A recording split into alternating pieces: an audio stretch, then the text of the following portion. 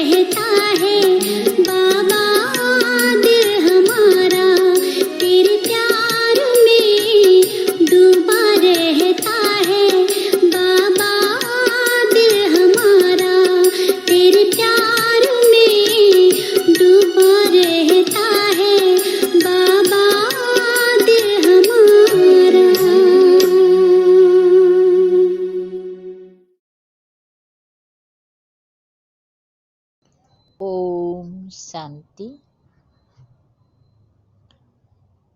आज 8 मार्च 2021 की बाबा की साकार मधुर महावाक्य सुनते हैं।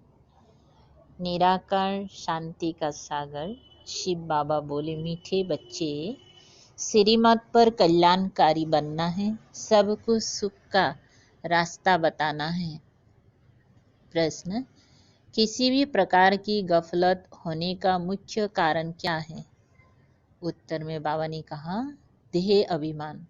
देह अभिमान के कारण ही बच्चों से बहुत भूलें होती हैं। वे सर्विस भी नहीं कर सकते हैं। उनसे ऐसा कर्म हो जाता है, उनसे ऐसा कर्म होता है जो सब नफरत करते हैं। बाबा कहते, बच्चे आत्म अभिमानी बनो, कोई भी अकर्तव्य नहीं करो। खीरखंड हो, सर्विस के अच्छे अच्छे प्लान बनाओ, मुरली सुनकर धारण करो, इसमें बेपरवाह नहीं बनो। गीत बजा है, छोड़ भी दे आकाश सिंहासन। ओम शांति। रूहानी बच्चों प्रति रूहानी बाप की श्रीमत। अभी हम सब सेंटर्स के बच्चों से बात कर रहे हैं। अब ज्योतिर्मूर्ति, गोला, झाड़, सीढ़ी, लक्ष्मी नारायण का चित्र और श्री कृष्ण का चित्र, ये 6 चित्र हैं मुख्य। ये जैसे पूरी प्रदर्शनी है, इनमें सब सार आ जाता है। जैसे नाटक के पर्दे बनाए जाते हैं एडवर्टाइज के लिए, वे कभी बरसात आदि में खराब नहीं होते हैं, ऐसे ये मुख्य चित्र बनाने चाहिए। बच्चों को श्रीमत मिलती है रूहानी सर्विस बढ़ाने लिए, भारतवासी मनुष्यों का कल्याण करने के लिए। गाते भी हैं कल्याणकारी बेहद का बाप है, तो जरूर कोई अकल्याणकारी भी होगा, जिस कारण बाप को आकर फिर कल्याण करना पड़ता है। रूहानी बच्चे जिनका कल्याण हो रहा है, वो इन बातों को समझ सकते हैं। जैसे हमारा कल्याण हुआ है, तो हम और औरों का भी कल्याण करें। जैसे बाप को भी चिंतन चलता है कि कैसे कल्याण करे, युक्तियाँ बता रहे हैं। 6 बाय 9 साइज के शीट पर यह चित्र बनाने चाहिए। दिल्ली जैसे शहरों में अक्सर करके बहुत मनुष्य आते हैं, जहां गवर्नमेंट की असेंबली आदि होती है। पोर्ट्रेट तरफ बहुत लोग आते हैं, वहां ये चित्र रखने चाहिए। बहुतों का कल्याण करने अर्थ बाप मत देते हैं। ऐसे टीन पर बहुत चित्र बन सकते हैं। देही अभिमानी बन बाप की सर्विस में लगना है। बाप राय देते हैं ये चित्र हिंदी और अंग्रेजी में बनाने चाहिए। ये 6 चित्र मुख्य जगह पर लग जाए। अगर ऐसे मुख्य स्थानों पर लग जाए तो तुम्हारे पास सैकड़ों समझने के लिए आएंगे। परंतु बच्चों में देह अभिमान होने के कारण बहुत भूलें होती हैं। ऐसे कोई मत समझे कि मैं पक्का देही अभिमानी हूँ। गलतियाँ तो बहुत होती हैं, सच नहीं बतलाते हैं, समझाया जाता है। ऐसा कोई कर्तव्य नहीं करो जो कोई खराब नफरत लाए कि इनमें देह अभिमान है। तुम सदैव युद्ध के मैदान में हो, और जगह तो 10-20 बरस तक युद्ध चलती है। तुम्हारे माया से अंत तक युद्ध चलनी है, परंतु है गुप्त, जिसको कोई जान नहीं सकते। गीता में जो महाभारत लड़ाई है, वे जिस्मानी दिखाई है, परंतु है ये रूहानी युद्ध है पांडवों की। वे जिस्मानी युद्ध है जो परम पिता परमात्मा से विपरीत बुद्धि है। तुम ब्राह्मण कुल भूषण की है प्रीत बुद्धि। तुमने और संग तोड़ एक बाप के संग जोड़ी है। बहुत बार देह अभिमान आने के कारण भूल जाते हैं कि अपना ही पद भ्रष्ट कर लेते हैं। फिर अंत में बहुत पछताना पड़ेगा, कुछ कर नहीं सकेंगे। ये कल्प कल्प की बाजी है। इस समय कोई अकर्तव्य कार्य करते हैं, तो कल्प कल्पांतर के लिए पद भ्रष्ट हो जाता है, बड़ा घाटा पड़ जाता है। बाप कहते हैं आगे तुम 100% घाटे में थे, अब बाप 100% फायदे में ले जाते हैं। तो श्रीमत पर चलना है, हर एक बच्चे को कल्याणकारी बनना है, सबको सुख का रास्ता बताना है। सुख है ही स्वर्ग में, नरक में है दुख। क्यों? ये है विशेष दुनिया। वो वाइसलेस थी, अब विशेष दुनिया बनी है। फिर बाप वाइसलेस बनाते हैं। इन बातों को दुनिया में कोई नहीं जानते हैं। तो मुख्य ये चित्र परमानेंट स्थानों पर लगनी चाहिए। पहला नंबर दिल्ली मुख्य, सेकंड बॉम्बे और कलकत्ता। कोई को ऑर्डर देने से सीट पर बना सकते हैं। आगरा में भी घूमने के लिए बहुत जाते हैं। बच्चे सर्विस तो बहुत अच्छी कर रहे हैं, और भी कुछ कर्तव्य करके दिखाएं। ये चित्र बनाने में कोई तकलीफ नहीं है, सिर्फ एक्सपीरियंस, अनुभव चाहिए। अच्छे बड़े चित्र हो जो कोई दूर से भी पढ़ सके। गोला भी बड़ा बना सकते हैं, सेफ्टी से रखना पड़े जो कोई खराब ना करे। यज्ञ में असुरों के विघ्न पड़ते हैं, क्योंकि ये है नई बातें। ये दुकान निकाल बैठे हैं, आखिर में सब समझ जाएंगे कि हम उतरते आए हैं, जरूर कुछ खामी है। बाप है ही कल्याणकारी, वही बता सकते हैं भारत का कल्याण कैसे और कब हुआ है। भारत को तमु प्रधान कौन बनाते हैं, फिर सतु प्रधान कौन बनाते हैं, ये चक्र कैसे फिरता है, कोई नहीं जानते हैं। संगम युग को भी नहीं जानते हैं। समझते हैं भगवान युगे युगे आता है। कभी कहते हैं भगवान तो नाम रूप से न्यारा है। भारत प्राचीन स्वर्ग था। ये भी कहते हैं क्राइस्ट से 3000 बरस पहले देवताओं का राज्य था। फिर कल्प की आयु लंबी दे दी है। तो बच्चों को देही अभिमानी बनने की बड़ी मेहनत करनी है। आधा कल्प सतयुग और त्रेता में तुम आत्म अभिमानी थे, परंतु परमात्म अभिमानी नहीं थे। यहाँ तो फिर तुम देह अभिमानी बन पड़े हो, फिर देही अभिमानी बनना पड़े। यात्रा अक्षर भी है, परंतु अर्थ नहीं समझते हैं। मनमना भाव का अर्थ है रूहानी यात्रा पर रहो। हे आत्माएं, मुझ बाप को याद करो। कृष्ण तो ऐसे कह ना सके, वे गीता का भगवान कैसे हो सकता है। उन पर कोई कलंक लगा ना सके, ये भी बाप ने समझाया है।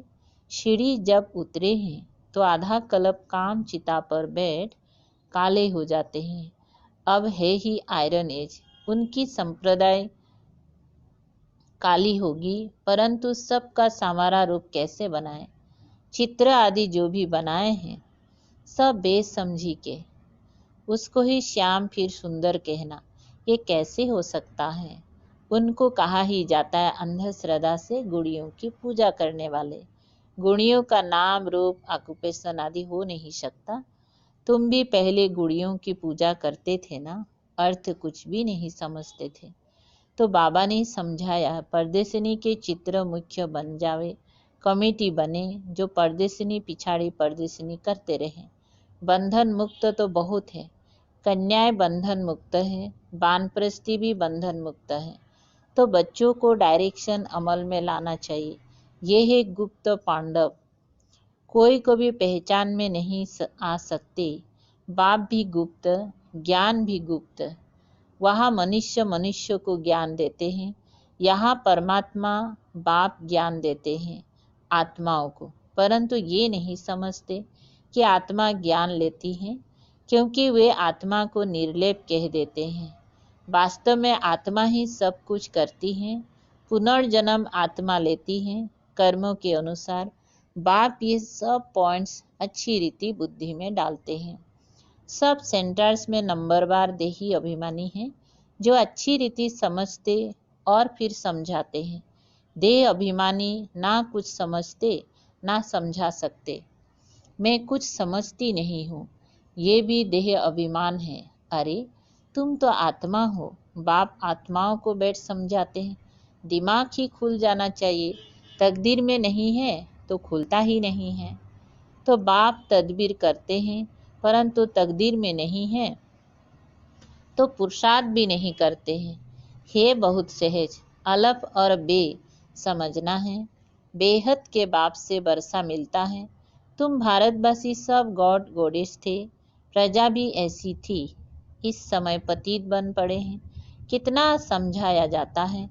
अपने को आत्मा समझ बाप को याद करो। बाबा कहते हैं, बच्चे हमने तुमको गॉड गॉडेस बनाया, तुम अब क्या बन गए हो? ये है कुंभी पाक नर्क। विषय बैतरणी नदी में मनुष्य, जानवर, पंछी आदि सब एक समान दिखाते हैं। यहाँ तो मनुष्य और ही खराब हो पड़े हैं। मनुष्य में क्रोध भी कितना है, लाखों को मार देते हैं। भारत जो वैश्यालय बना है, फिर इनको शिवालय शिव बाबा ही बनाते हैं। बाप कितना अच्छी रीति समझाते हैं, डायरेक्शन देते, ऐसे ऐसे करो, चित्र बनाओ। फिर जो बड़े बड़े मनुष्य हैं उन्हों को समझाओ। ये प्राचीन युग, प्राचीन नॉलेज सबको सुननी चाहिए। हॉल लेकर प्रदर्शनी लगानी है।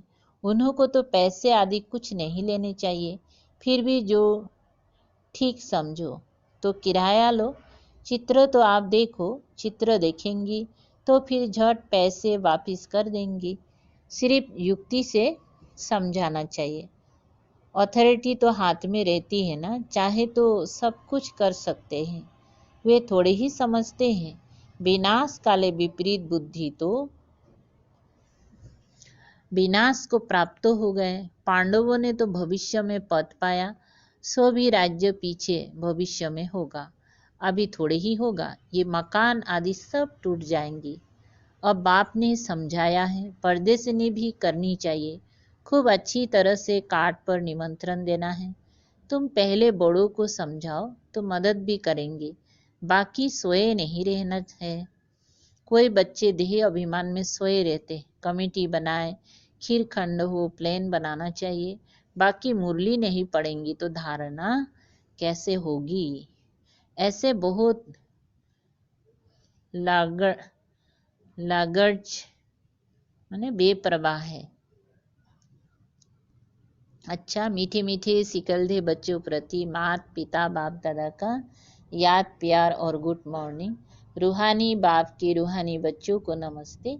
हम रूहानी बच्चों की रूहानी बाप दादा को याद प्यार, गुड मॉर्निंग और नमस्ते नमस्ते। शुक्रिया बाबा, शुक्रिया। धारणा के लिए सार है 1 नंबर। देही अभिमानी बनकर सर्विस की भिन्न भिन्न युक्तियां निकालनी है। आपस में खिरखंड होकर सर्विस करनी है। जैसे बाप कल्याणकारी हैं, ऐसे कल्याणकारी बनना है। 2 नंबर, प्रीत बुद्धि बन और संग तोड़, एक संग जोड़ना है। कोई ऐसा अकर्तव्य नहीं करना है जो कल्प कल्पांतर के लिए नुकसान हो जाए। वरदान है, सदा उमंग उत्साह में रहे, चढ़ती कला का अनुभव करने वाले महावीर भव। विस्तार है, महावीर बच्चे हर सेकंड, हर संकल्प में चढ़ती कला का अनुभव करते हैं। उनकी चढ़ती कला सर्वों के प्रति भला अर्थात कल्याण करने के निमित्त बना देती है। उन्हें रुकने व थकने की अनुभूति नहीं होती। वे सदा अथक, सदा उमंग उत्साह में रहने वाले होते हैं। रुकने वाले को घोड़े सवार, थकने वाले को प्यादे, और जो सदा चलने वाले उनको महावीर कहा जाता है। उनकी माया के किसी भी रूप में आंख नहीं डूबेगी। स्लोगन, शक्तिशाली वो हैं जो अपने साधना द्वारा जब चाहे शीतल स्वरूप और जब चाहे ज्वाला रूप धारण कर ले। अच्छा, मातेश्वरी जी के अनमोल महावाक्य। आत्मा कभी परमात्मा का अंश नहीं हो सकती है। बहुत मनुष्य ऐसे समझते हैं, हम आत्माएं परमात्मा के अंश हैं। अब अंश तो कहते हैं टुकड़े को, एक तरफ कहते हैं परमात्मा अनादि और अविनाशी है, तो ऐसे अविनाशी परमात्मा को टुकड़े में कैसे लाते हैं? और परमात्मा कट कैसे हो सकता? आत्मा ही अजर अमर, तो अवश्य आत्मा को पैदा करने वाला अमर ठहरा। ऐसे अमर परमात्मा को टुकड़े में ले आना गया, परमात्मा को भी विनाशी कह दिया। लेकिन हम तो जानते हैं हम आत्मा परमात्मा की संतान हैं, तो हम उसके वंशज ठहरे, अर्थात बच्चे ठहरे। वो फिर अंश कैसे हो सकते हैं? इसीलिए परमात्मा के महावाक्य है कि बच्चे, मैं खुद तो इमॉर्टल हूँ, जागती ज्योत हूँ, मैं दीवा हूँ, मैं कभी बुझता नहीं हूँ, और सभी मनुष्य आत्माओं का दीपक जगता ही है तो बुझता भी है। उन सब को जगाने वाला फिर मैं हूँ, क्योंकि लाइट और माइट देने वाला मैं हूँ। बाकी इतना जरूर है, मुझ परमात्मा की लाइट और आत्मा की लाइट दोनों में फर्क अवश्य है। जैसे बल्ब होता है वैसे ज्यादा पावर वाला कोई कम पावर वाला होता है, वैसे आत्मा भी कोई ज्यादा पावर वाली कोई कम पावर वाली है। बाकी परमात्मा की पावर कोई से कम ज्यादा नहीं होती है। तभी तो परमात्मा के लिए कहते हैं परमात्मा सर्वशक्तिवान, अर्थात सर्व आत्माओं से उसमें शक्ति ज्यादा है, वही सृष्टि के अंत में आता है। अगर कोई समझे परमात्मा सृष्टि के बीच में आता है, अर्थात युगे युगे आता है, तो मानो परमात्मा बीच में आ गया, तो फिर परमात्मा सर्व से श्रेष्ठ कैसे हुआ? अगर कोई कहे परमात्मा युगे युगे आता है, तो क्या ऐसा समझे कि परमात्मा घड़ी घड़ी अपनी शक्ति चलाता है? ऐसे सर्वशक्तिवान की शक्ति इतनी तक है, अगर बीच में ही अपनी शक्ति से सबको शक्ति अथवा सद्गति दे देवे, तो फिर उनकी शक्ति कायम होनी चाहिए, फिर दुर्गति को क्यों प्राप्त करते हो? तो इससे साबित सिद्ध है कि परमात्मा युगे युगे नहीं आता है, अर्थात बीच बीच में नहीं आता है। वो आता है कल्प के अंत समय और एक ही बार अपनी शक्ति से सर्वों की सद्गति करता है। जब परमात्मा ने इतनी बड़ी सर्विस की है, तब उनका यादगार बड़ा शिवलिंग बनाया है और इतनी पूजा करते हैं, तो अवश्य परमात्मा सद भी है, चैतन्य भी है और आनंद स्वरूप भी है। अच्छा, ओम शांति। शुक्रिया बाबा। ओम शांति।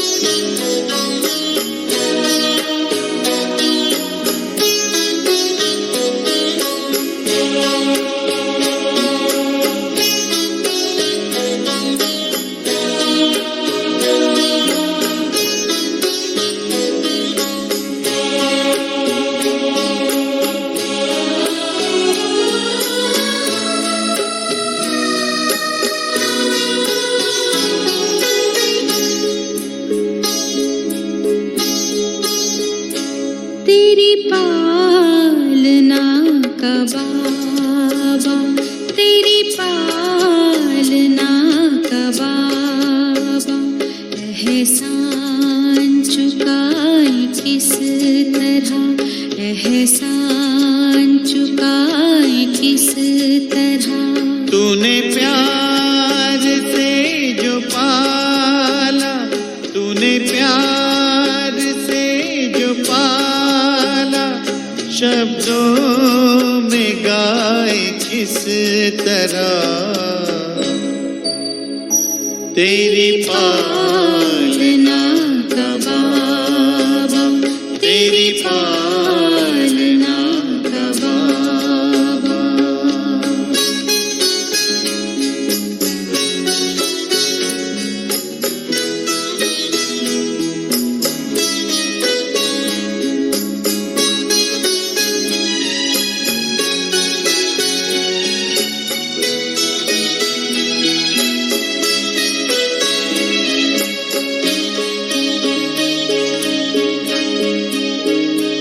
वरदानी हाथ तेरा सदा सर पे अपने पाया, ममता भरी नजर से निर्मल हमें बनाया।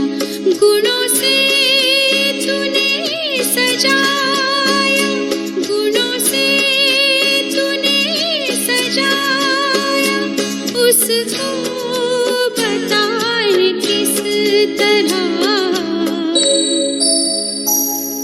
तेरी पालना का बाबा, तेरी पालना का बाबा।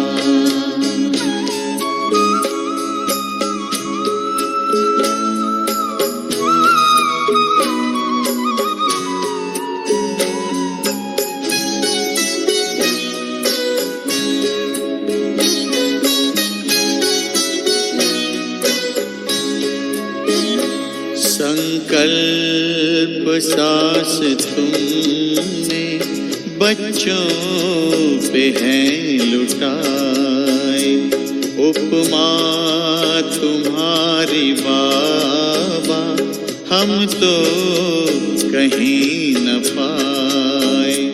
हमें खुद सा है बनाया, हमें खुद सा है बनाया, उसको भुलाए किस तरह। तेरी पालना का बाबा, तेरी पालना का बाबा।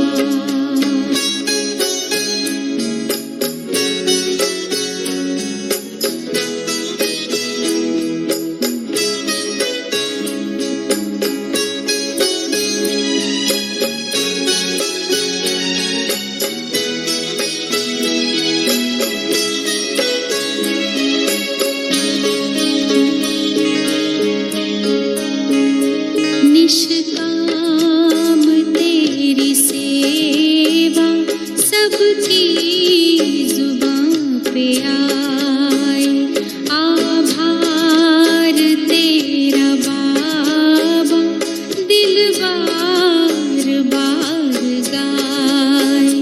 तुझसे जो हमने पाया, तुझसे जो हमने पाया, उसको सुनाए किस तरह।